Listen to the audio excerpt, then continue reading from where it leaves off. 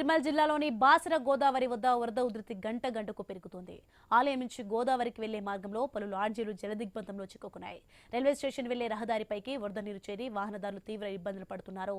ఆర్యవైశ్య సత్రం, నాగభూషణం పాఠశాల వరద నీటిలోనే ఉంది. సత్రంలో చిక్కుకున్న భక్తులు, సిబ్బందిని వేరే ప్రాంతానికి తరలించారు అధికారులు.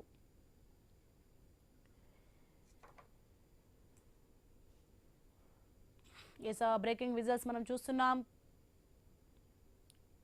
బాసర గోదావరి వద్ద వరద ఉధృతి గంట గంటకు పెరుగుతూ ఉంది. దీంతో అక్కడున్న పలు లాడ్జీలు జలదిగ్బంధంలో చిక్కుకున్నాయి. రైల్వే స్టేషన్ వెళ్లే రహదారిపై కూడా వరద నీరు చేరింది. దీంతో ప్రజల అవస్థను మనం చూస్తున్నాం. లాడ్జీ మునిగిపోవడంతో అందులో ఉన్న వారంతా కూడా ఒక్కసారిగా వాళ్ళ లగేజ్ తోటి నీళ్లలో నడుచుకుంటూ వెళ్తున్న దృశ్యాలు మనం చూస్తున్నాం. సత్రంలో ఉన్న భక్తులు, సిబ్బందిని వేరే ప్రాంతానికి తరలించారు. బాసర గోదావరి వద్ద గంట గంటకు వరద ఉధృతి పెరుగుతుంది. దీంతో అక్కడే పక్కనే ఉన్న పలు లాడ్జీలు కూడా జలదిగ్బంధంలోకి చిక్కుకున్నాయి. రైల్వే స్టేషన్ వెళ్లే రహదారిపైకి వరద నీరు చేరింది. దీంతో ప్రజల అవస్థలు మనం చూస్తున్నాం. అక్కడ ఉన్న వారందరూ కూడా నీళ్ళలో నడుచుకుంటూ వెళ్తున్నారు. మోకాళ్ళ పైకి వాటర్ వచ్చాయి. సత్రంలో ఉన్న భక్తులు, సిబ్బందిని వేరే ప్రాంతానికి తరలించారు.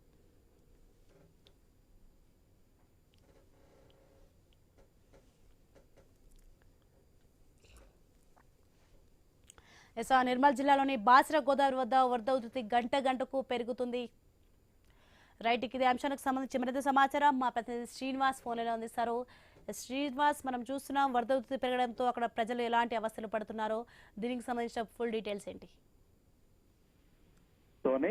నిర్మల్ జిల్లా బాసర వద్ద గోదావరి అయితే గంట గంటకైతే వరద ఉధృతి పెరుగుతోంది. ఎగువన ఉన్నటువంటి బాబ్లీతో పాటు గైక్వాడ్ విష్ణు ప్రాజెక్ట్ లో సంబంధించినటువంటి గేట్లను ఎత్తడంతో అయితే గోదావరి వరద ఉధృతితో అయితే ప్రవహిస్తుంది. దీంతో బాసర వద్ద పూర్తిగా గోదావరి ఉగ్ర రూపం దాల్చి అయితే ప్రవహిస్తుంది.